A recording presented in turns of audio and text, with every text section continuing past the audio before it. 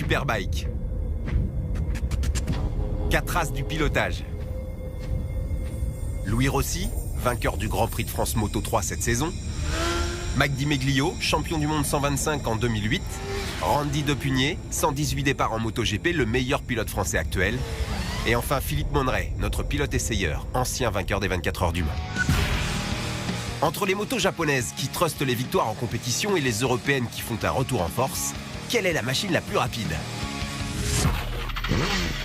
En course pour le premier run, les 4 motos japonaises en version libre. La Kawasaki ZX-10R, la Suzuki GSX-R 1000, la Honda 1000 CBR et la Yamaha R1. Par tirage au sort, Louis Rossi se retrouve sur la Kawasaki, Mike Di Meglio sur la Suzuki, Randy Depugné sur la Yamaha et Philippe Monneray sur la Honda.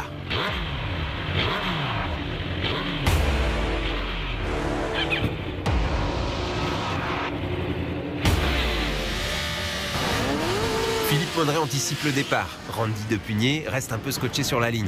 Comparé à une MotoGP, les rapports sont inversés. Il a oublié de passer la 2.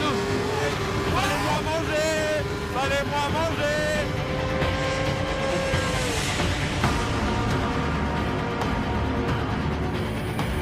Réglementation oblige, le compteur est bloqué à 299. Mais la Kawasaki avec Louis Rossi à son guidon atteint les 300 km/h et l'emporte assez nettement devant Mike Di Meglio sur la Suzuki. Honda et Yamaha sont en retrait. Et voilà.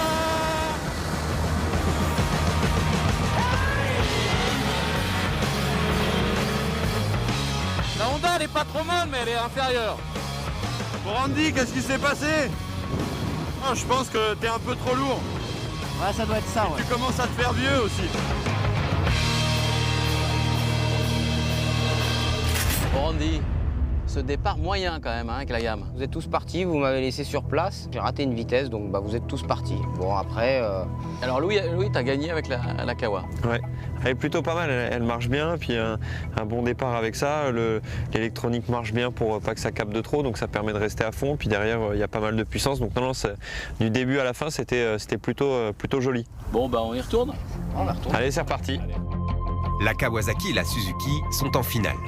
La R1 et la CBR vont-elles devoir affronter en repêchage la BMW 1000RR et la Ducati 1199 Panigale, les deux européennes? De conception beaucoup plus récente, elles sont supposées être plus performantes. Est-ce que cela se vérifie en piste? À voir maintenant.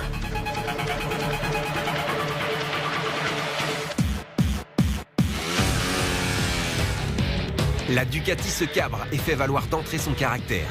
Plus docile, la Yamaha cette fois attaque fort, mais Randy Depugné avec la 1000RR va très vite mettre tout le monde d'accord.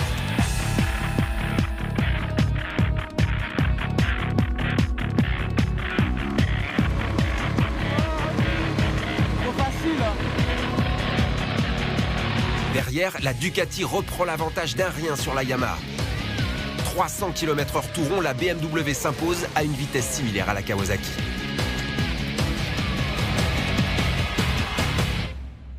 Vous avez vu ce que c'était un pilote MotoGP là? Hein, vous avez compris? Ouais, ça, fais pas le malin.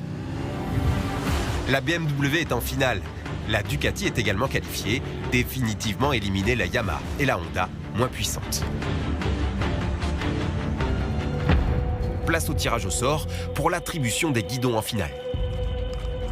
Eh ben regarde, un bicylindre, toujours comme moi. Fais gaffe, hein, parce que sur les départs, ça lève un peu. 2-3, c'est Bon, compliqué. Bah écoute, je vais essayer d'avoir les bras. Mike, et vous, quelle moto vous aurez? On va voir ça. Kawasaki. Oui, c'est à vous de tirer au sort la machine pour la finale. La Suzuki, le 1000 GSX-R.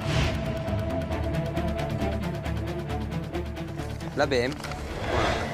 Donc plutôt une bonne affaire. Ouais, je pense qu'avec Mike, ça va être serré, on verra. Moi, je peux faire un bon départ avec la Suzuki. Ouais, mais le but, c'est d'arriver premier au bout. Et la Ducati, vous y croyez pas? Bah, t'es un peu vieux, Philippe, donc on sait pas, faut voir.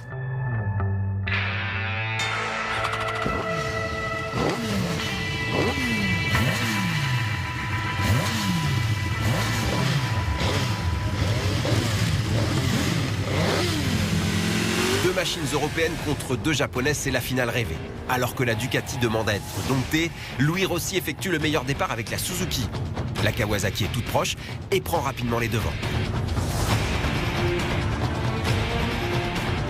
Plus longue à se lancer, la BMW fait ensuite un retour spectaculaire. Plein gaz, la victoire se joue comme annoncé entre Randy Depugné et Mike Di Meglio.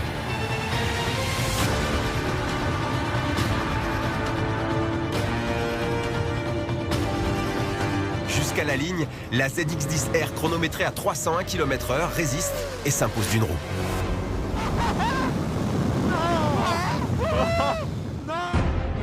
Troisième de cette finale, même sans assistance électronique, la GSX-R demeure une valeur sûre. Quatrième, la Ducati, elle a laissé les pilotes un peu sur leur faim, mais l'esthétique, le bruit, le couple fabuleux du bicylindre italien sont des atouts considérables.